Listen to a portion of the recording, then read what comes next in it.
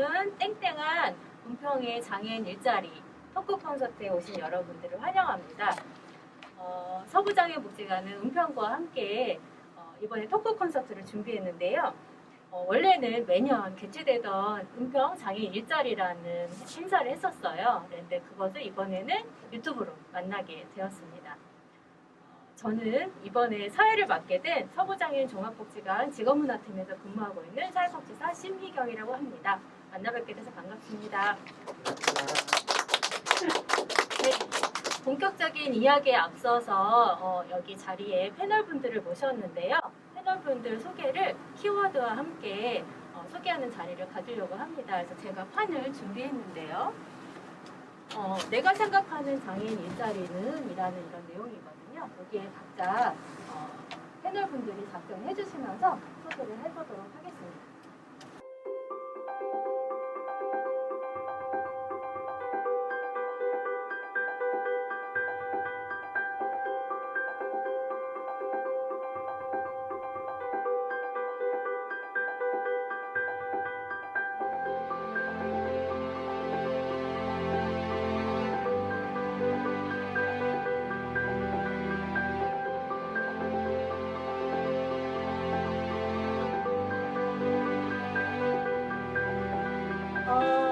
지금 키워드를 다 작성해 주셨는데요. 키워드를 살펴보니까 우선 낯설은 제일 먼저 눈에 들어오네요. 제일 먼저 작성해 주신 분 한번 자기 인사하고 자기소개 부탁드릴게요. 유순재입니다. 지금은 서부복지관에서 근무 수업하고 스마트폰 수업과 그리고 순서열 수업합니다.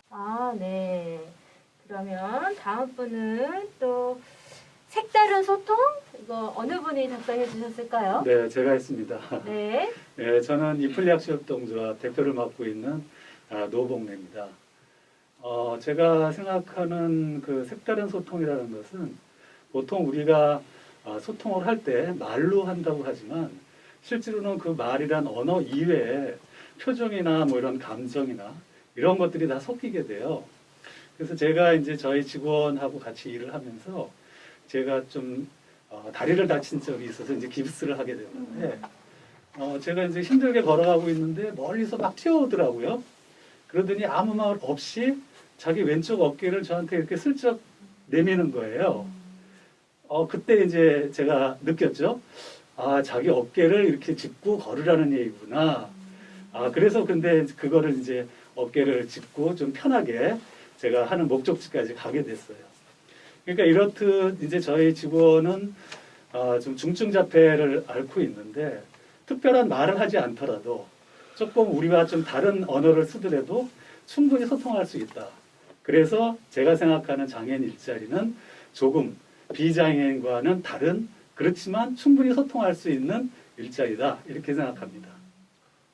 네, 좋은 말씀 잘 들었습니다. 그러면 다음에는 함께 성장하는 어느 분이 작성해 주셨을까요? 네네. 안녕하세요. 저는 지속가능한 삶을 디자인하는 그레이프랩의 김민양이라고 하는데요. 네. 저희는 지금 비장애인 직원 6명이고 이제 장애인 발달장애인 직원 8명인데요. 이 14명이서 굉장히 한 공간에서 섞여가면서 서로 소통하면서 일을 하고 있어요. 근데 이것이 이제 함께 성장을 하는데 이것이 그냥 그 장애인 분들만 성장하는 것이 아니라 저희 비장애인들도 장애인들과 함께 일을 하면서 더 큰 세계를 보고 있는 것 같아요. 그래서 그런 것 더 이제 시야가 넓어지고 그러면서 다시 또 디자인에 또 영감을 주고 그것이 제품으로 탄생하고 그러는 것 같아요. 그래서 장애인, 비장애인이 함께 모여서 일을 하면서 함께 성장하는 것이 장애인 일자리의 중요한 포인트인 것 같습니다. 네. 그렇습니다. 그러면 또 이번에는 또 보이는 게 무서운? 네, 이건 또 어느 분이? 네, 안녕하세요. 저는 중증 자폐성 장애를 갖고 있는 발달장애인 엄마이고요. 그리고 현재는 발달장애 아동 청소년 스포츠 문화예술 교육단체 피터팬 클럽을 운영하고 있는 이승은이라고 합니다. 네, 제가 지금까지의 장애인 일자리에 대한 생각은 두렵고 무서운 것이라는 거로 정의할 수 있을 것 같아요. 아이가 학교를 졸업하고 일을 했으면 좋겠다라는 마음은 누구나 갖고 있을 것 같은데 사실 걱정이 되고 그리고 무섭고 어디서 받아줄까 그리고 간다 해도 잘 적응하며 살 수 있을까 지금 집이나 학교에 있을 때도 언제나 불안한 마음이 있는데 뭐 지금 앞으로 계획하고 있는 많은 장애인들과 같이 협력하는 그런 뭐 곳에 취업하면 좋지만 그냥 일반 회사나 그런 곳에 갔을 때 혹시 아픔을 당하진 않을까 사람들이 싫어하진 않을까 이런 생각들을 되게 많이 하게 되거든요. 그리고 혹시 가서 아이가 스트레스 받아가지고 삶이 조금 더 좋아지려고 갔는데 오히려 힘들어지면 어떡하나 이런 걱정들을 많이 해서 그동안에 생각하는 장애인 일자리는 가고 싶지만 보내고 싶지만 무섭다. 그래서 어떨 때는 그냥 내가 데리고 평생 살지 뭐 이런 생각도 하게 되는 그런 것이라고 생각합니다. 네. 이제 마지막으로 한 단어가 남았는데요. 지역사회와 함께하는 어느 분 마지막 네, 분. 저입니다. 네. 네, 저는 그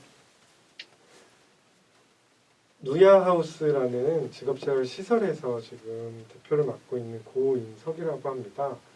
저희는 발달장애인분이 52분 정도가 같이 근무를 하고 계시고요. 생산품으로는 천연 비누와 화장품을 만들고 있어요. 그래서 아무래도 지역사회에서 저희가 이제 화장품이나 이런 것 제품을 판매하면서 많은 분들이 이제 함께 해주시고 돕는 부분들을 도움을 받아서 회사를 운영하고 있는데요. 꼭 저희 시설뿐만이 아니라 저희 은평구 지역이 이렇게 장애인분들이 일하실 수 있는 환경이나 일자리를 많이 만드는 게 너무나 중요하고 그런 안정적인 일자리가 만들어졌을 때 좀 전에 말씀해 주셨던 것처럼 좀 더 편하게 내가 근무할 수 있는 환경이 이제 많아졌으면 하는 생각에서 말씀을 좀 드리게 됐고요. 이 토크 콘서트 자리가 저희들이 함께 이런 얘기를 좀 나누면서 조금 더 좋은 일자리를 만들려면 어떤 부분들이 하면 좋겠는지에 대한 이야기를 같이 이제 기대하는 바람을 담아서 적어봤습니다. 네. 참여해주신 분들의 말씀 잘 들었습니다.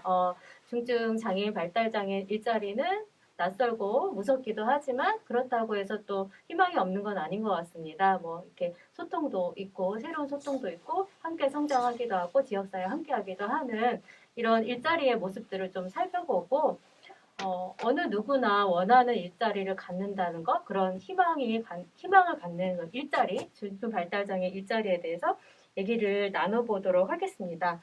우선 고인성님이 중증 발달장애인 일자리가 어떤 의미인지 한번 말씀을 해주시면 어떨까요? 사실 중증장애인분들이 직업을 갖는다는 것에 대한 설명이라는 말이 이제는 바뀌어져야 된다라고도 생각을 해요. 그러니까 사람에게 직업이 갖는다는 의미가 얼마나 중요한 일인지에 대한 부분을 그냥 그대로 갖고 있거든요. 똑같이. 그래서 그 부분들은 저희가 뭐 중고등학교 교육을 받고 직업을 가지기 위해서 여러 가지 훈련을 받고 교육을 받는 것처럼 발달장애인 분들도 중증장애인이라고 하는 것이 직업을 갖기에 조금 중하다라는 의미를 갖고 있지 이분 자체가 삶을 영위하는 데 있어서 중증이다라는 말은 이제 점점 없어져야 되는 말이기도 하거든요. 그렇기 때문에 실제로 장애인 당사자분들이 자기 일을 갖고 직업을 갖는다는 건 경제적으로도 사회적으로도 너무나 중요한 일이지만 자기 가치 실현을 위해서도 너무나 중요한 일이라는 것을 알 수가 있죠. 그래서 그런 부분들이 좀 더 세밀하게 지원될 수 있게 노력하는 부분들만 된다고 하면 뭐 선진국이나 우리나라도 이제 선진국 반열에 들어왔지만 해외에서 시작되었던 중증장애인분들에 대한 다양한 직업 유형이나 이런 것들을 제시해주면서 저희도 다 같이 이런 직업을 갖는 것에 대한 부분을 조금 더 적극적으로 고민하고 그것들 어떤 부분들을 지역에서 같이 할 수 있는지에 대한 것들을 이렇게 이야기하는 것 자체가 저는 이제 의미가 있다 이렇게 생각을 좀 하고 있습니다. 네, 참 공감 가는 말씀입니다. 근데 제가 일을 하는 현장에서 지내다 보면은 오랜 시간 동안 발달장애인 분들이 취업을 준비하기 위해서 학교 아니면 학교를 떠난 취업 준비 현장에서 굉장한 오랜 시간 동안 노력을 함에도 불구하고 결국은 취업을 하지 못하고 시간을 지내시다가 부모님들과 나이가 들어가면서 소위 말한 노노케어라는 그런 함정에 빠지게 되시거든요. 그래서 현실적으로는 아직까지 장애인 일자리, 발달장애인 일자리가 그러니까 선택권이 수가 부족하다 보니까 선택권이나 의사결정 안에서 좀 좁은 것도 사실이고요. 그렇기 때문에 그런 것들을 좀 더 객관적인 통계로 살펴보려고 하는데요. 그것을 지금 고인석 원장님께서 준비하셨다고 하셔서요. 한번 보실까요? 저희가 경제활동 인구로 봐도 실제로는 뭐 이게 너무 복잡하게 설명을 할 필요는 없을 것 같고요. 장애인분들이 실제로 경제활동을 참가하고 있거나 고용률도 한 절반 수준에 못 미친다. 조금 상향하는 부분이 있고 못 미친다고 볼 수 있는데요. 이 부분은 결국은 그 비장애인분에 비해서 장애인분들이 절반 정도 수준이라고 하면 경증 장애인분들이나 일반 장애인분들에 비해서 이제 발달 장애인분들이 또 절반 수준에 해당된다라는 것을 볼 수 있어요. 그거는 그 자폐성 지적 장애인분들이 취업을 하거나 고용을 유지하기에 더 많이 열악하고 어렵다라는 것들을 나타내 준다고 할 수 있고요. 이러면서 발달 장애인분들이 취업자 비율도 이제 24%에 해당이 돼서 취업 상태가 취업을 유지하고 있는 비율이 많이 낮다라고 볼 수 있습니다. 그리고 실제로는 어떤 일들을 많이 하냐 이런 이야기들을 많이 하는데요. 제조직이 이제 가장 많이 41%에 해당이 되고 또 업무 종류도 단순 노무자의 경우가 66%에 해당이 되는 정도로 많이 있어요. 실제로 지금 다양한 직업군의 영역에서 재능이 있고 또 준비를 하시고 또 그런 분들이 많이 있음에도 불구하고 실제 성인이 돼서는 그런 자신의 적성이나 직업 가능성에 비해서 그 직군 자체가 너무 이제 단순화되어 있다라는 것들을 과거에서부터 계속 볼 수 있고 지금 현재도 그런 유형이 많이 있습니다. 그래서 실제로 아까도 말씀드렸지만 꼭 발달장애인분들이 희망하는 일자리만이 아닌 것 같아요. 저희도 누구나 다 장애가 없다 하더라도 안정적이고 자기 적성에 맞고 능력 수준에 적합한 일자리를 희망을 하죠. 근데 저희는 이제 그런 안정적인 일할 수 있는 일자리 자체나 그 적성을 고려한 일자리 자체가 개발이 많이 안 되어 있는 게 우리나라 이제 현실이기 때문에 여기서도 이 퍼센테이지가 가장 희망하기도 하고 부족하고 더 개발해야 되는 일자리라고 볼 수 있습니다.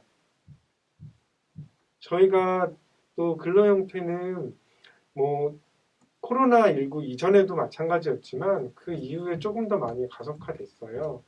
그래서 전일제로, 그러니까 과거에 한 10년 전만 해도 한 번 일하면 평생 직장까지 아니어도 오랜 기간 동안 근속할 수 있는 일자리들이 많이 있었었는데 지금은 정말 많이 없고 업체에서도 장애인 이제 의무고용이나 이런 것들 때문에 시간제나 이렇게 파트타임으로 하는 일자리 자체가 많아졌어요. 그리고 또 그런 코로나 이후로 많은 분들이 또 안정적인 일자리에서 이제 퇴사를 하는 요인들도 많아졌기 때문에 그 부분들이 실제로 안정적인 일자리 자체에 대한 비율이 너무 낮아졌다라는 것들을 보여줄 수 있고요. 그 가장 큰 이유 중에 하나들은 그런 이제 본인이 이제 그런 근무를 하기 어려운 분들도 퍼센테이지가 많이 30% 가까이 되긴 하지만 실제로는 구할 수 없는 비율 그리고 또 다른 가지 이유들을 합쳐서 실제로 하고 싶어도 할 수 없는 비율들이 많아졌다고 할 수 있습니다. 네. 방금 보신 통계 수치는 장애인 고용공단이나 아니면 또 일자리 관련된 홈페이지에서 쉽게 찾아볼 수 있는 통계인데요. 그럼에도 이제 이 토크 콘서트를 열어서 이렇게 패널들을 모신 이유는 좀 여기 통계로 볼 수 없는 생생한 어떤 경험담이나 현장의 목소리들을 들어보고자 한 거거든요. 그래서 이제 본격적인 토크 콘서트를 시작하기에 앞서서요. 우리가 이제 이런 물음표를 현장에 대한 물음표를 던지는 인터뷰 영상이 있으니까 한번 그것도 같이 시청해 보실까요? 저는 서부장애인 종합복지관 삼지원팀 김예린 사회복지사입니다. 그리고 2014년에 복지관에 처음 와서 문화팀에서 근무를 하면서 틈 사이로라는 창작 공동체를 한 5년 정도 운영했습니다. 일단 틈 사이로라는 창작 공동체는 이제 저희가 이 안에서 활동하는 장애 당사자분들을 창작자라고 부르는데, 이 창작자분들과 또 비장애인 예술가들 그리고 뭐 지역 주민분들 이런 분들이 좀 자유롭게 어울리면서 어떤 창작 작업을 해나가는 공동체라고 말할 수 있을 것 같고요. 틈 사이로는 처음부터 창작 공동체를 만들어야겠다라는 목표를 가지고 만들어진 것이라기보다는 제가 복지관에서 굉장히 다양한 장애를 가진 분들을 만나면서 들었던 생각이나 어떤 사회를 향한 질문 이런 것들을 좀 같이 이야기하고 새로운 답을 찾아보고 싶다 이런 생각에서 뭔가 활동들을 계속 하다 보니까 이런 공동체의 형태를 가지게 된 것 같아요. 여기 안에 활동하고 계셨던 분들은 그런 시선에서 되게 자유롭다는 생각이 많이 들었고, 그래서 제가 그 옆에서 같이 활동을 할 때에는 평소보다 훨씬 더 즐겁다, 뭔가 자유롭다 이런 좋은 느낌들을 많이 받았던 것 같아요. 저는 오히려 이분들의 어떤 자유로운 표현들이 우리 사회에 굉장히 많은 좋은 것들을 보여줄 수 있다, 전달할 수 있다는 생각이 들었고, 그래서 좀 그런 기존의 고정관념을 좀 벗어난 활동들이 필요하다. 그리고 장애인과 비장애인 좀 더 동등한 관계로서 만날 수 있는 자리가 필요하다라고 생각이 들었었고, 이제 또 하나의 중요한 것들은 왜 비장애인들은 굉장히 다양한 정체성을 갖고 살아가는데, 제가 만난 분들은 굉장히 개성도 강하고 매력도 많은데 너무 장애라는 정체성만 이분들에게는 크게 가지고 있는 거예요.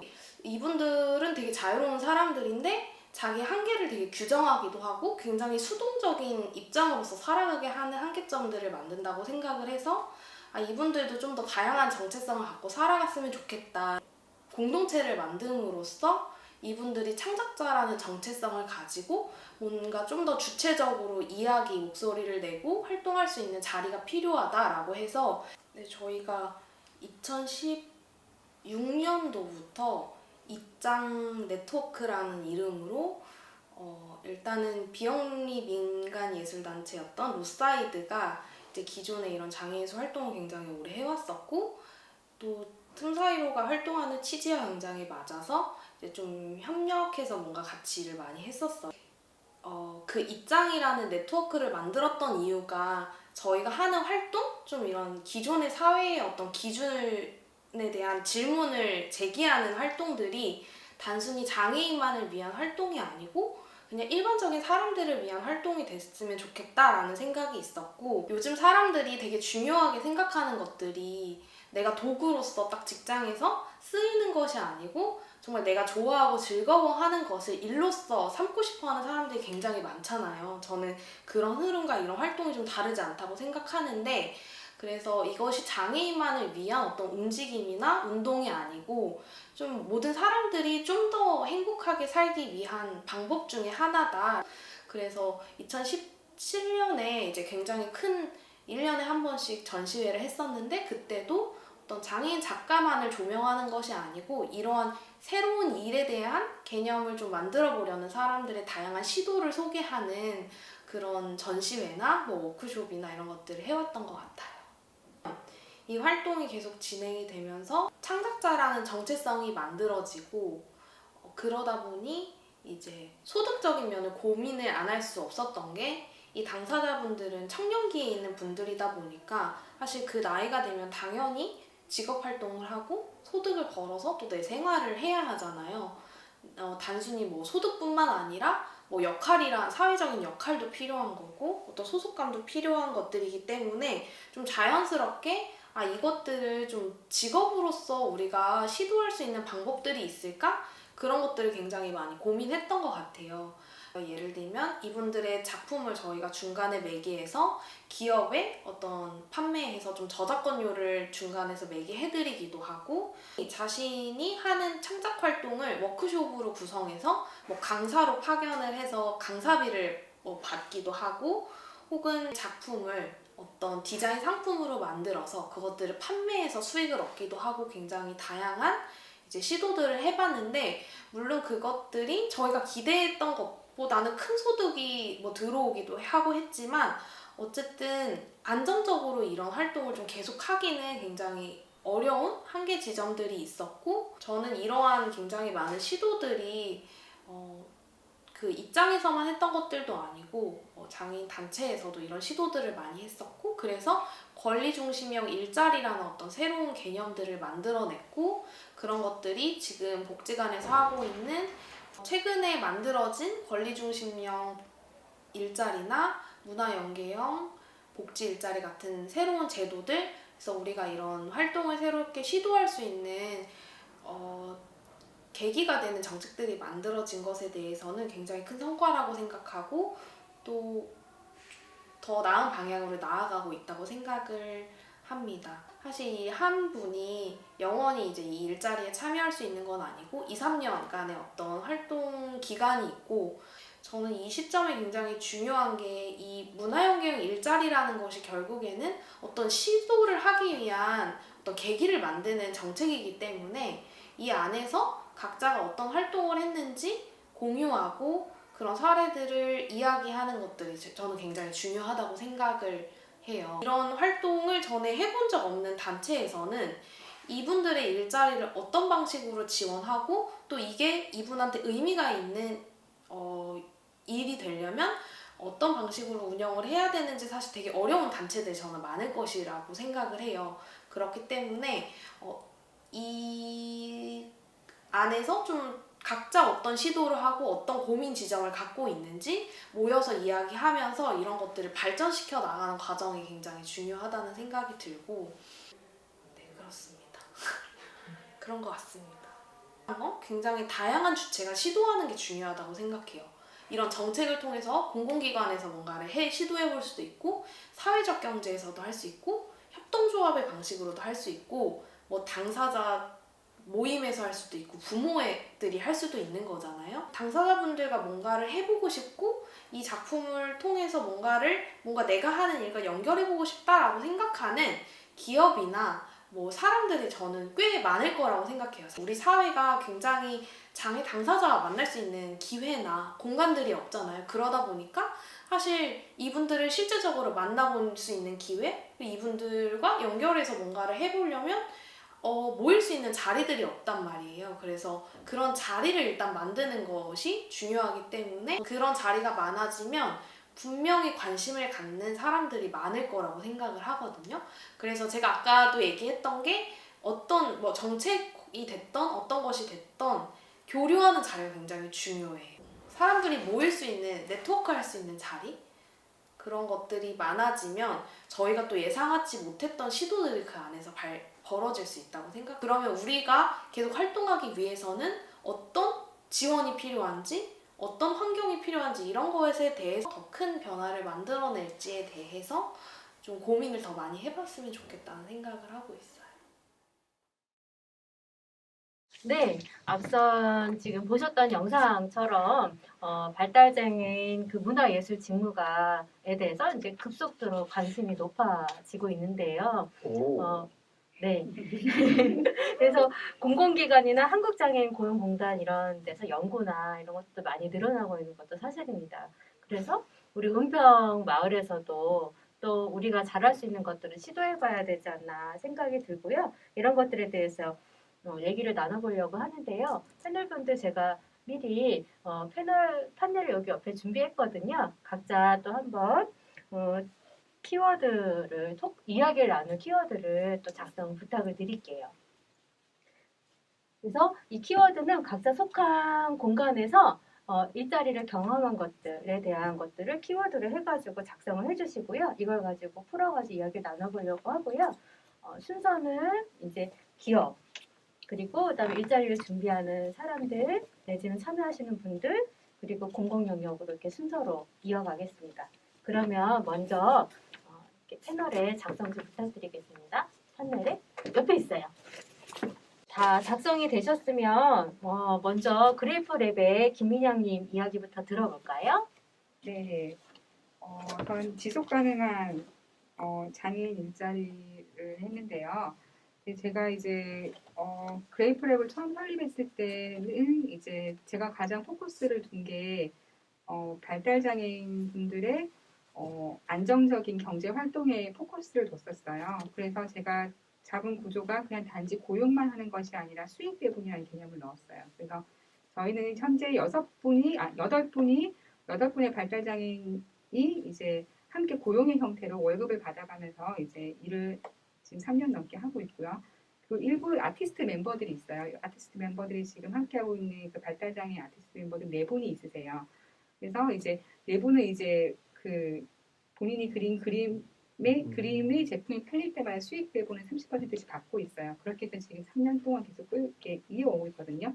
제가 이렇게 한 이유는 어느 것 하나만 그냥 월급을 받는 고용만 있을 때는 그것이 어떠한 변수에 의해서 끊길 수도 있다고 생각을 했어요. 그래서 이 수익 배분과 고용이 함께 가야지 좀 더 오래가고 안정적인 지속 가능한 일자리가 될 수 있을 거라고 생각을 했고요. 그리고 이제 함께 이렇게 해보니까 이제 경제적인 지속 가능한 경제 활동에 제가 포커스를 두고 이제 이런 구조를 짰는데 함께 이제 한 3년 정도 일을 해보니까 이것이 경제적인 것만이 아니라 더 큰 게 보이더라고요. 저희와 함께하는 발달장애인분들이 처음 왔을 때와 제가 이렇게 서구장애인 종합복지관에서도 이게 봉사활동을 2년 가까이 했었는데 이 안에서 봤던 이제 분들과 이분들을 제가 스카웃해서 저희 그래프랩에 고용해서 같이 일을 하면서 함께한 3년 동안 굉장히 많이 달랐어요. 굉장히 성장하는 모습. 그래서 그렇게 지속 가능하게 성장을 하는 모습을 보고 이것이 일이라는 것이 단순히 경제적인 것이 아니라 자존감과 사회성과 그리고 이 사회와 함께 어울릴 수 있는 그런 굉장히 좋은 공간과 기회를 주는 곳이구나 생각을 해서 그것이 이제 단순히 경제 활동이 아니라 좀 더 크게 자존감과 그런 많은 정신적인 것 그리고 사회와 함께 어울리는 하나의 장이 될 수 있겠구나 하는 생각을 했었습니다. 그래서 저희 그레이프랩은 현재 이제 고용된 장애인 분들이 이제 그만두시는 분 없이 계속 다니고 계세요. 그리고 이제 수익 배분도 계속 이루어지고 있어요. 물건이 이제 점점 더 많이 팔리겠죠. 처음에 했을 때보다. 그래서 이제 고용에 있어서도 굉장히 안정적으로 계속 쭉 가고 있고요. 그리고 근무 시간이 점점 늘어나고 있고요. 그리고 수익 배분 같은 경우는 처음에는 물건이 많이 팔리지 않아서 굉장히 미미했는데 지금은 중견 작가의 그림 하나값보다 그림 하나로 이제 팔리는 3년 동안의 그런 수익이 거의 맞아 들어가요. 중견 작가의 그림만큼 이제 되는 거죠. 다 합쳤을 때. 근데 이것이 여기서 멈추는 게 아니라 그 하나의 그림이 팔릴 때 계속 수익 배분이 되면 이제 미래로 가면은 그 수익이 점점 커지고 그림이 많아지면 또 그 숫자가 점점 커지겠죠. 그런 데 있어서 이제 지속 가능한 회사에 나와서 일을 하지 않더라도 수익 배분은 계속 지속 가능한 어느 것 하나가 끊어져도 계속 이어나갈 수 있는 힘이 될 수 있기 때문에 지속 가능한 일자리가 중요하고 그레이프랩은 그것을 계속 지향해서 나아가고 있습니다. 네, 그러면 그런 뭐라 해야죠? 팔로라고 표현을 해야 되나요? 네. 어쨌든 그런 것들을 좀 이렇게 열어 나가는 작업이 네. 초기에는 쉽지 않으셨을 텐데 네. 그렇게는 어떻게 하셨을까요? 네, 일단 저희 제품은 굉장히 생소한 제품이에요. 저희가 이제 만드는 제품들은 세상에 없는 디자인이고 저희가 이제 처음으로 만드는 뭐 노트북 거치대 같은 경우는 기존 노트북 거치대와 완전 다른 형태의 그런 지속 가능한 환경을 생각해서 아이디어 제품이에요. 그래서 처음에는 굉장히 이제 팔로가 더 힘들었죠. 없던 제품이니까. 그래서 팔로를 개척할 때 보통은 이제 장애인 회사는 이제 공공적으로 많이 나가는데 저희는 그렇게 하지 않았어요. 저희는 이제 그렇게 나갔을 때 한계가 있다고 생각했기 때문에 일반 대중들을 어필을 해야 되고 그것이 단순히 이제 발달 장애인들이 그리는 그림이다 만드는 물건이다 이렇게 어필하기보다는 디자인으로 승부를 했어요. 그래서 이제 이런 부분을 모르고라도 제품 자체의 매력에 끌려서 사람들이 제품을 사야 된다고 생각했고 그거에 대한 노력을 해서 B2C 시장과 B2B 시장을 계속 늘려나갔고요. 그리고 해외 진출까지 지금 하고 있어요. 해외 수출도 꾸준히 이루어지고 있고요. 그렇게 해서 이제 특별히 그 장애인 분야로서의 길을 간 게 아니라 일반 기업들처럼 그런 팔로를 계속 개척하는 것을 열심히 했고 마케팅을 하고 수출하고 그런 식으로 지금 똑같이 해나가고 있습니다. 그러면 장애인 예술 창작자들의 어떤 그런 예술성 내지는 그런 진가들, 재능들을 네. 발휘할 수 있게 또 옆에서 같이 직원들하고 같이 조력하면서 준비하셨을 거잖아요. 네. 그랬을 때 또 어려운 점이나 뭐 에피소드 같은 건 있을까요? 일단은 저희가 이제 두 분류로 나누는데요. 네네. 하나는 제작 파트의 발달 장애인분들이 계시고요. 그리고 이제 한 부분 이제 멤버분들, 이제 아티스트 멤버분들을 함께 하는데요. 사실 저희는 이런 제품에 적용되는 그림들을 저희 디자이너가 전혀 고치지 않아요. 그대로 제품에 그대로 쓰거든요. 왜냐하면 저는 그 자체가 너무나 그 감각이 너무 좋고 그리고 개성 있고 그 자체의 매력이 있기 때문에 그걸 훼손시키고 싶지 않아서 전혀 건드리지 않아요. 그래서 그렇게 할 때 저희는 교육을 시키는 것이 아니라 그런 창작자들이 그림을 잘 그릴 수 있는 분위기를 만들어줘요. 음악을 틀어주고 커피를 좋아하는 분들은 계속 커피를 내드리고 그리고 만약에 그 소재에 따라서 만약에 꽃 그림이 필요하면은 정말 꽃을 그 작업실 한가득 채워줘요. 그래서 꽃을 느끼고 꽃을 진짜 관찰해서 그릴 수 있게끔 그런 환경을 조성을 해줘요. 그러면은 저희가 할 건 없어요. 작가분들이 마음대로 편하게 그리는 그런 환경을 조성해드리고요. 제작에 있어서는 이제 저희가 이렇게 접어서 만드는 제품들이 많은데 그런 거 같은 경우는 이제 교육을 처음에 하죠. 교육을 이제 접는 방식에 대해서 교육을 하고 그것이 그냥 박스 접듯이 단순한 것이 아니기 때문에 감각과 여러 가지가 필요해요. 그래서 그런 부분들은 교육을 하는데 어떤 분들은 이제 굉장히 오래 걸리는 분들도 있으시고 어떤 분은 오자마자 하시는 분들도 계세요. 근데 그런 오래 걸리더라도 계속 믿고 기다리고 계속 이제 나쁜 얘기보단 좋은 얘기를 해서요. 이런 점이 좋아서 더 잘 되는 것 같은데 이거를 더 잘 하면은 더 좋은 게 나올 수 있을 것 같다고 이렇게 말씀을 드리면 더 이제 좀 성장하는 모습이 보이더라고요. 그래서 항상 좀 긍정적으로 뭔가를 항상 코멘트를 주고 대하려고 많이 하고 또 그런 과정에서 많은 기다림이 있어야 되죠. 그리고 그렇게 해도 안 되는 경우도 있어요. 그렇게 해도 이제 적응이 안 되시는 분들은 좀 더 난이도가 쉬운 일들을 찾아서 또 같이 해보고 그런 방식으로 사실은 회사의 일이 한 가지만 필요한 게 아니라 굉장히 많은 일들이 필요해요. 어떤 분들은 관리도 해야 되고 지금 발달장애 분들 중에 관리 정도까지 하시는 분들이 계세요. 그래서 여러 가지 개성에 따라서 능력에 따라서 적합한 일을 만들려고 하고 주려고 많이 하고 있습니다. 다음에는 그 이플에 계신 노봉래 선생님, 대표님, 판넬을 만들어가는 은평의 장애인 일자리라고 하셨는데요. 좀 얘기를 들어볼까요? 네, 뭐 저희도 이플리학주 협동조합도 사실은 좀 새로운 길을 가고 있는 또 회사고 저희가 이제 어떻게 보면은 기존에 좀 장애를 가신 분들이 취업을 했던 곳은 좀 만들어져 있는 일자리에 들어간다. 뭐 그렇지 않은 경우도 많이 있지만 큰 기업에서 의무 고용을 한다든지 뭐 이런 쪽으로 했는데 사실은 저희 같은 경우는 이런 장애 어떤 그 부분에 대해서 전혀 인식이 없었죠. 저희는. 그러니까 사실은 이플리학주 협동조합의 설립 목적도 어떤 농부들을 위해서 그런 판로를 좀 더 열어주고 소비를 확산시키는 이런 일을 하는 거여서 회사를 만들고 난 다음부터 장애인을 제가 고용할 줄은 전혀 생각을 못했어요. 그런데 2017년쯤 그때 우연한 권유로 이렇게 그 좀 직무 훈련을 좀 시켜주면 어떻겠느냐. 저희가 사업장 가지고 있는 좀 특성도 있고 그런 주변 환경 이런 부분들이 좀 잘 맞을 것 같다. 그래서 이제 그때 시작한 게 우리 발달 청년들과의 직무 훈련과 이제 고용이 그때서부터 시작된 거죠. 사실 좀 부끄러운 얘기지만 저는 사실 여기 장애인 복지관도 오늘 처음 들어봤어요. 네, 그래서 이제 그렇게 시작을 해서 처음에 이렇게 2명이 왔는데 참 막막하더라고요. 어떤 일을 시켜야 될까? 그렇지만 뭐 우리가 그분들을 위해서 뭔가를 만들어준다는 것보다는 기존에 하던 일을 펼쳐놓고 그 안에서 할 수 있는 부분들이 뭔가를 굉장히 좀 관찰을 많이 했죠. 근데 이제 저희가 주로 다루는 것이 이제 약초기 때문에 그 과정에서는 여러 가지 작업 공정들이 많이 필요하거든요. 근데 특정 부분에 대해서는 비장애인보다 월등한 능력을 갖고 있다는 것을 이제 발견을 했죠.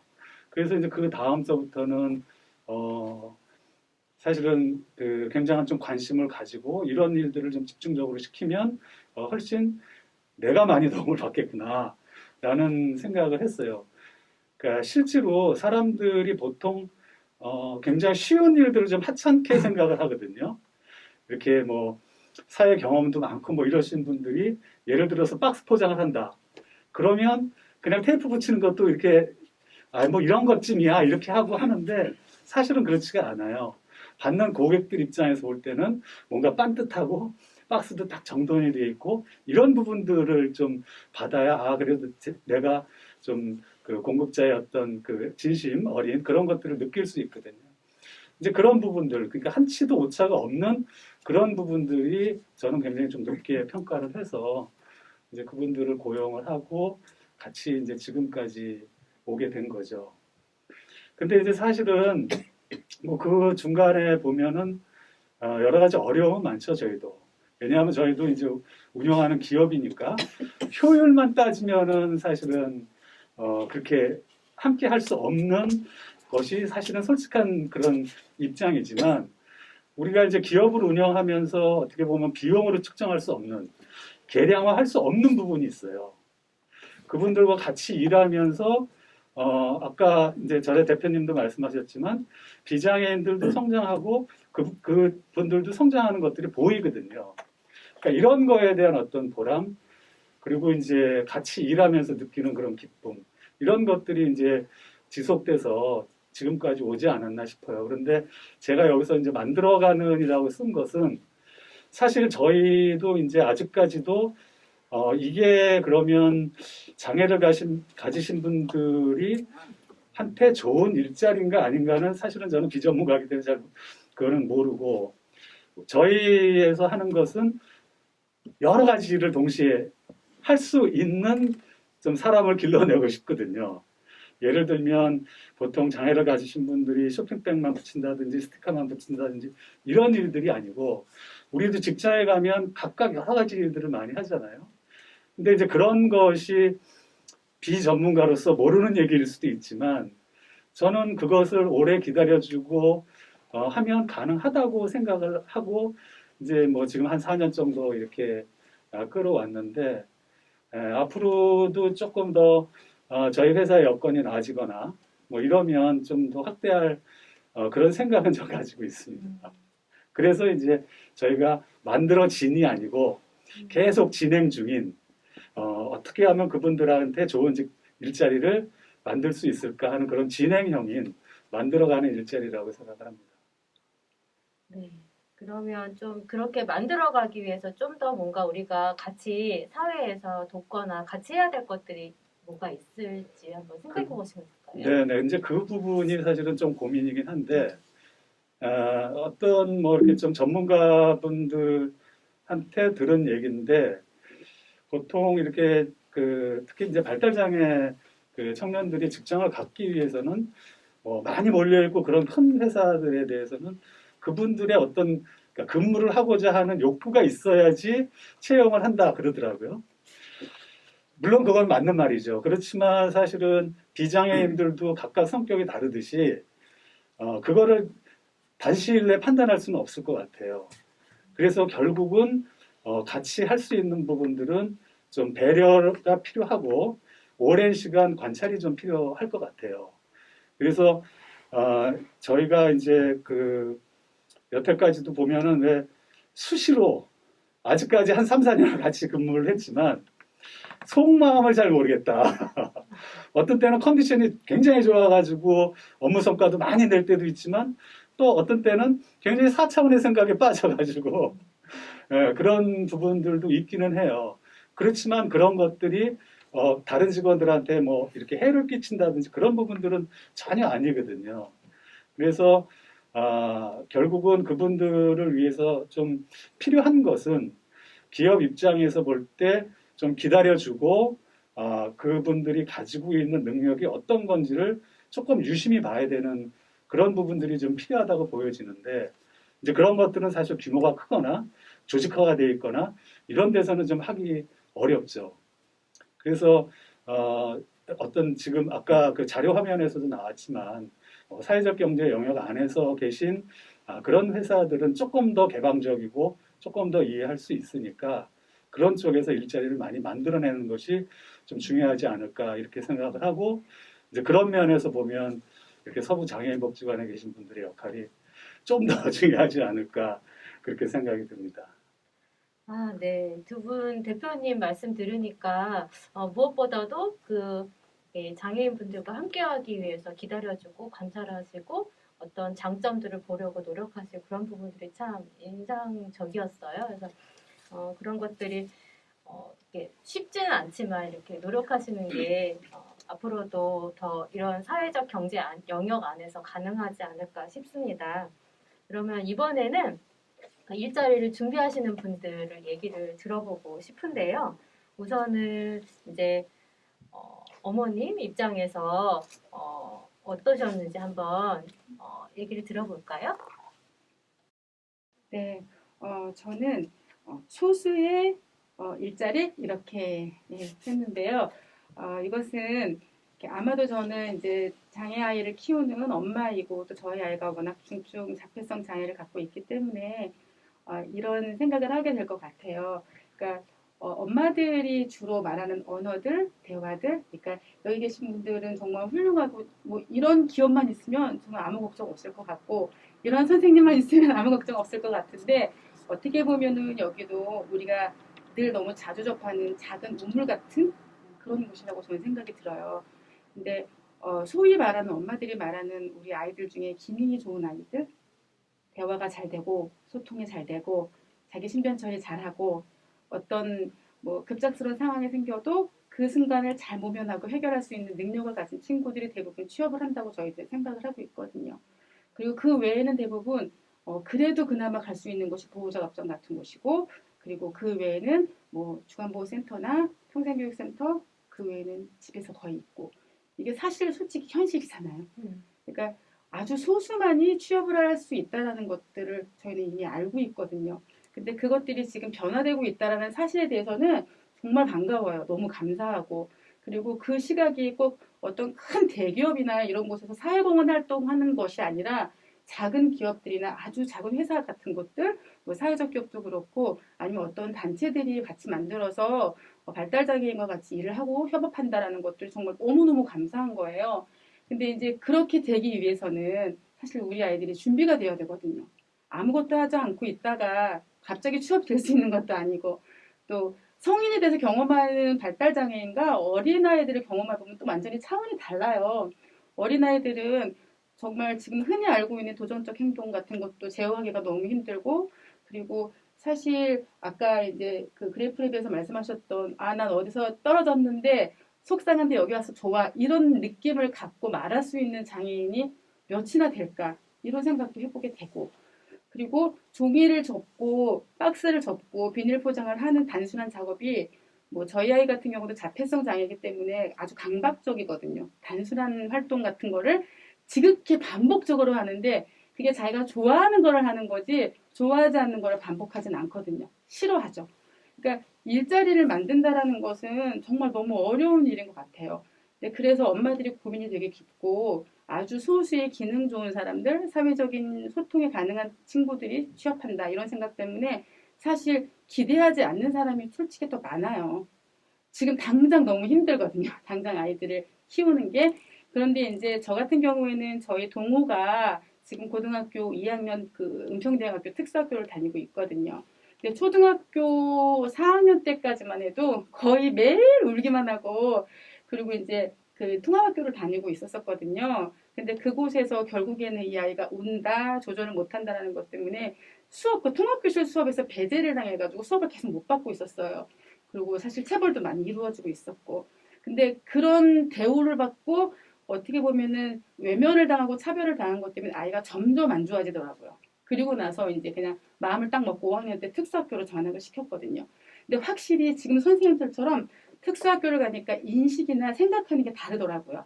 그래서 동해에게 대하는 이 순간에 왜 이럴까를 먼저 생각해보고 그리고 얘한테 맞는 교육이 무엇일까를 생각해 보시더라고요. 그래서 되게 안정적이었어요. 그러니까 그래서 점점 아이가 편안해지고 그리고 점점 자기가 좋아하는 것들을 표현하기도 하고 스스로 막 말을 자유롭게 하지는 못하지만은 잘 듣고 그리고 따라하게 되고 수용하게 되더라고요.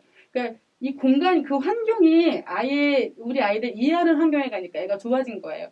그래서 지금 특수학교를 다니고 복지관에 있는 게 제일 편해요, 세상에서. 그래서 밖으로 나가는 거 너무 불편하고 어려워요. 항상 같이 다녀야 되고 어떤 위험이 있는지 모르고 그러니까 일자리를 갖는다라는 거는 사실 저희도 아주 모험이거든요. 그래서 안정적인 선생님들 같은 분이 계신 곳에만 취업하면은 아무 걱정이 없을 것 같은데 뭐 예를 들어서 그림을 잘 그리는 친구들이 취업을 하게 되면 당연히 좋은 아트적인 활동을 하니까 되지만 모든 장애인들이 그림을 잘 그리는 것도 아니고 모든 친구들이 다 무슨 뭐 음악을 잘하는 것도 아니잖아요. 그래서 저는 이 소수의 일자리라는 것이 사실 현실이라고 말씀을 드리고 싶었었어요. 그런데 이제 제가 지금 하고 있는 거는 우리 아이가 어릴 때부터 이제 뭐 지금 벌써 스케이트를 탄 지도 11년 됐고요. 그리고 서울시 대표로 동계천에 나가서 메달도 따고 그랬는데, 그리고 피아노를 배운 지도 10년 정도 됐어요. 그리고 그림을 아까 나오셨던 그 이제 김예린 선생님하고 팀 사이로서 지금 벌써 창작 작업을 4년 넘게 했고, 그리고 지금은 한양대에서 이제 그 미술장학생으로 활동을 하고 있는데, 지금은 그냥 배우는 과정이라고 저는 생각을 하고 있거든요. 그런데 이 문화예술이라는 것은 특히 중증 자폐성 발달 장애인들에게는 정말 엄청나게 그들의 삶을 좀 바꾸더라고요. 그러니까 일단은 말을 잘 못하고 소통을 못하고 자기의 감정을 올바른 방법으로 표현하지 못하니까 이 사람도 표현하지 못하는 것 때문에 얘 안에 막 뭔가 누적이 되더라고요. 스트레스. 그리고 사람들로부터 너는 왜 그래라는 그런 감정? 이게 쌓이다 보니까 그거를 적절하게 표현하지 못해서 도전적 행동이 나오는 거거든요. 그거를 해소하고 그거를 발현하고 그리고 자기의 좋은 기능으로 만들기 위해서 문화예술 교육을 하니까 아이가 되게 안정적이 되고 평화로워지고 그리고 자기를 관리하는 능력을 갖게 되더라고요. 그래서 지금은 현재는 뭐 학교를 다니고 복지관을 다니고 치료실을 다니고 있다고 해도 사실 그거는 요즘에 특히 코로나 때문에 그 케어 위주이고 돌봄 위주 그리고 안전하게 있다가 가는 것 사실 그게 제일 중요하잖아요. 그래서 되게 다양한 경험들 되게 많이 축소가 되고 있어요. 그래서 제가 이제 이런 같은 생각, 비슷한 생각을 갖고 있는 엄마들하고 같이 모여서 이제 피터팬 클럽이라는 문화예술 교육단체를 만들어서 거기서 친구들에게 인라인도 가르치고 그리고 대회에 나가서 수상도 하고 이번에도 제주도에 대회를 나가거든요. 그리고 뭐 색소폰, 바이올린, 피아노, 뭐 합창 이런 것들도 가르치면서 이 친구들의 삶이 앞으로 일자리를 가질 수 있는 사람이 될 수 있는 그 교육 과정을 지금 하고 있어요. 근데 정말 놀랍게 변화가 되고 있더라고요. 그래서 저는 이 소수가 가지고 있었던 그런 어떻게 보면은 기능 좋은 친구들이 가질 수 있는 일자리가 아니라 누구나 일할 수 있는 것. 그리고 엄청난 생산물을 나타내가지고 그게 판매가 되면 정말 좋지만은 사실 비장애인들도 취업이 너무 어렵잖아요, 요즘에는. 그러니까 우리 애들 취업시켜주세요 이러지도 못해요, 저희가. 그러니까 우리가 만들어가고 정말 아주 작은 활동이라도 할 수만 있으면은 그게 일이 아닐까. 이런 생각을 해서 이렇게 적었습니다. 네, 말씀 잘 들었습니다. 사회에서 요구하는 어떤 직업적인 뛰어난 능력, 재능, 뭐 이런 것보다도 그 장애인분들이 가지고 있는 고유의 어떤 그런 각자의 달란트들을 발휘할 수 있는 그런 일자리들이 필요한 게 아닐까 이런 생각이 듭니다. 그래서 이제 이렇게 좀 실제적으로 일자리 취업을 하셔서 이렇게 도전을 하고 계신 청년분도 계시거든요. 그래서 그분들의 이야기도 들어보도록 하겠습니다. 현재 직업은 근무수업하고 틈사이어 수업이나 스마트폰 수업하고 있습니다. 복지 일자리 예술, 문화예술 이야기 참여하고 있습니다. 그런 그림을 복지관 한양제 마을선점에서 전시하고 있습니다. 공룡 도감을 보고 공부하면서 제가 관심 있는 공룡을 다른 사람들에게 많이 알려주려고 합니다. 네, 그래서 이렇게 일을 하게 되면서 되게 훌륭한 일을 하고 있는데요. 이런 일을 하게 되면서 어떻게 좀 승준 씨 변화가 있었는지 한번 얘기 좀 더 나눠주실 수 있을까요? 네, 완전 최고로 좋았습니다.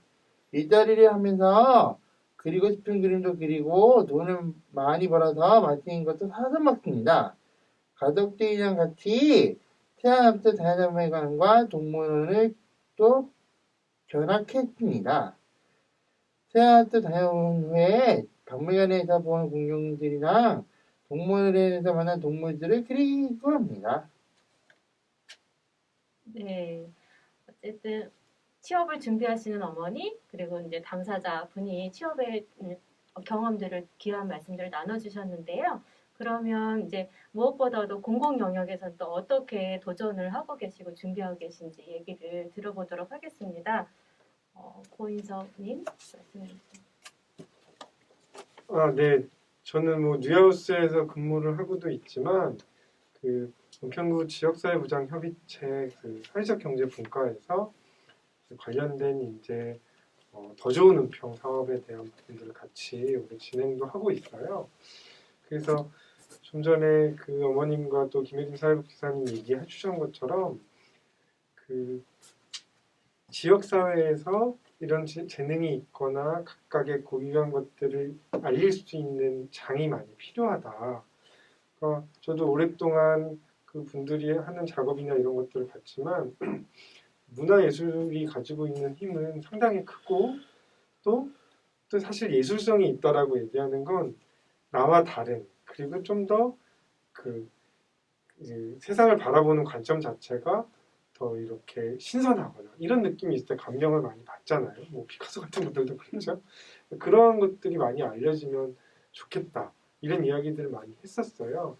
그 지역사회에서 사회적 경제 영역에서 이런 것들을 좀 같이 고민할 수 있는 게 뭐가 있을까 좀 고민을 하다가 그러면 사실 시작은 뭐 서부장애복지관에서 하는 문화예술용 연계 복지 일자리가 이제 시작이 되기도 했고 그 전부터 이제 그런 문화예술 영역에서의 일자리도 되게 중요한 부분으로 이제 떠오르고 있다는 것도 지금 이제 의제에 가까워지고 있는데 그런 부분하고 이제 맞물려서 지역사회에서도 이제 발달장애인 분들이 문화예술 작업 활동을 해서 거기에 나온 작품들을 좀 지역사회에서 알리고 거기서 같이 함께 전시할 수 있는 장이 열어지면 좋겠다 해서 성우장애인복지관, 뭐 우리장애인복지관 그리고 또 사회적 경제 영역에서 이제 다양한 기업들이 함께해서 그 1대1로 우선은 좀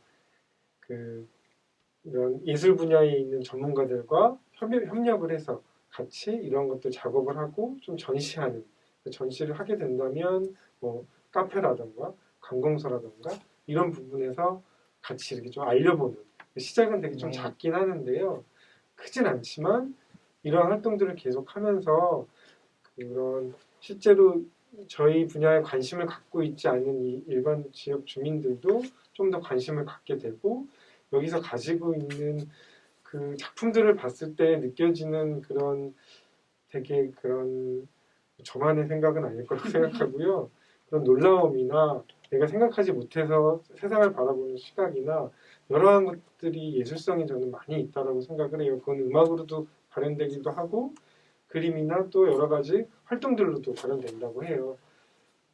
발현되더라고요. 그래서 그런 부분이 이제 확장될 수 있는 사업들에 대한 부분을 저희가 이제 올해 한번 시범적으로 해보자 해서 지금 이제 1대1 매칭을 해서 어떤 작품을 이제 해볼지에 대한 기획을 좀 하고 있고요. 올 말 정도에는 뭐 큰 많은 작품은 아니지만 몇 가지 작품들이 이렇게 좀 나와서 할 수 있게 되면 이것들이 좀 제도화되거나 이후에 좀 더 확대돼서 또 피터팬이나 또 여러 가지 또 활동들을 하고 계시는 창작자분들이 연계될 수 있어서 또 작품이나 또 생산품이나 이런 것들과도 연계되면 좋겠다라고 이제 꿈을 꾸고 있고요.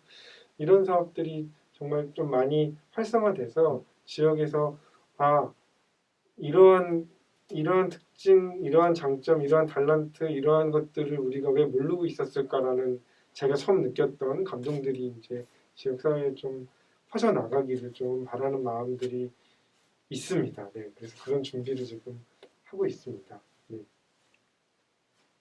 그리고 또 뭐 그러면서 실제로 저희가 그 민간에서는 이러한 시범 사업들도 해야 되지만 다양한 일자리들도 공공 영역에서 할 수 있는 일자리들도 연계되는 부분이 되게 중요하다고 생각을 해요.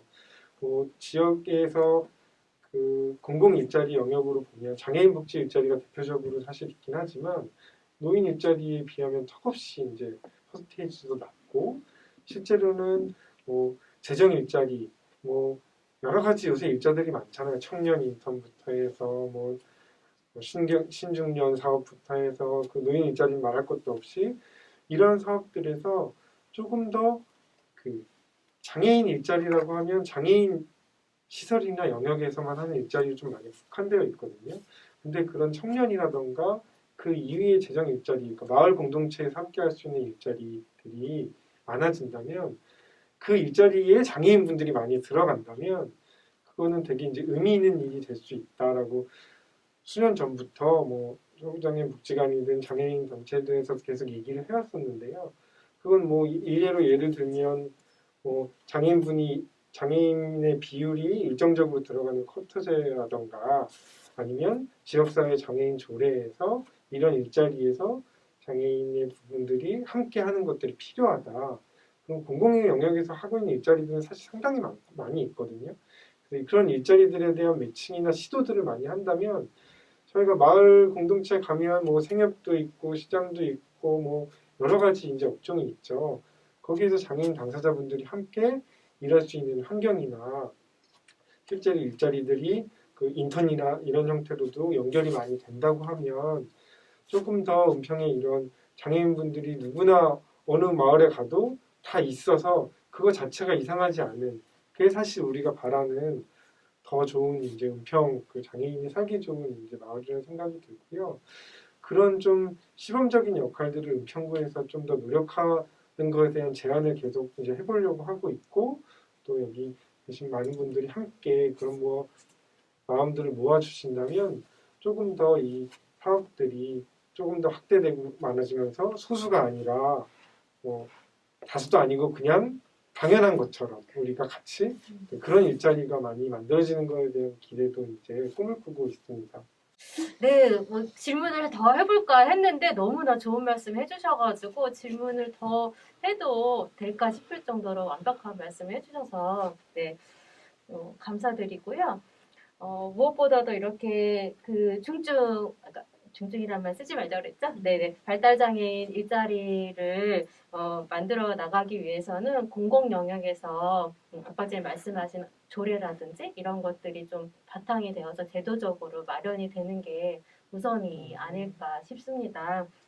그래서 우리 피터팬 그룹이라든지 이런 분들이 멋지게 본인의 재능들을 잘 발휘해서 일자리로 이렇게 참여할 수 있는, 사회적으로 참여할 수 있는 그런 바탕이 마련되면 어떨까라는 생각을 해보게 됐고요. 그리고 또 제2의, 제3의 그레이프랩, 미플 같은 그런 사회적 경제 분야에서도 기업들이 많이 적극적으로 관심을 가져주시고 또 그렇게 좋은 그 긍정적인 아니면 장점을 찾아볼 수 있고 기다려주시는 그런 모습으로 같이 곁에서 함께 해주신다고 하면 더 좋은 일자리들이 만들어지지 않을까 싶습니다. 제 생각엔 무엇보다도 시장의 논리로 장애인 분들을 뭐 생산성 아니면 사회성 이런 걸로 능력을 재고 판단하는 것이 아니라 그분이 가지고 있는 고유한 어떤 재능들을 바라보고 그것들을 일자리로 만들어줄 수 있는 사회적인 관점, 생각의 변화들이 더욱더 필요하진 않을까라는 생각을 해봅니다.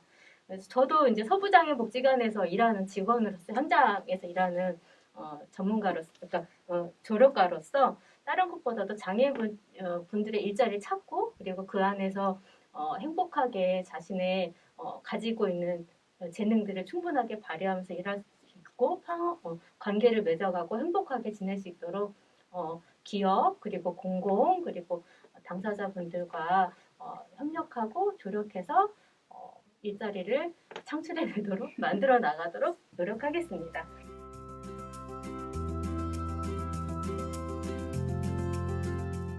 아쉽지만 땡땡한 은평의 장애인 일자리 토크 콘서트는 여기까지입니다. 마지막으로 우리가 꿈꾸는 미래의 일자리에 대해서 영상을 가지고 마치도록 하겠습니다. 나는 기쁨과 지금 있는 미래의 직업을 소개하려고 합니다. 네, 장애인이 일하기 좋은 장애인이 행복하게 일하는 은평의 장애인 일자리가 많이 만들어졌으면 좋겠습니다. 네, 다양성이 존중되는 은평의 장애인 일자리가 더 많아졌으면 좋겠습니다. 잠재된 재능을 발굴하는 은평의 일자리가 많아졌으면 좋겠습니다. 일상의 활동이 일자리가 되는 은평구 장애인 일자리가 되었으면 좋겠습니다.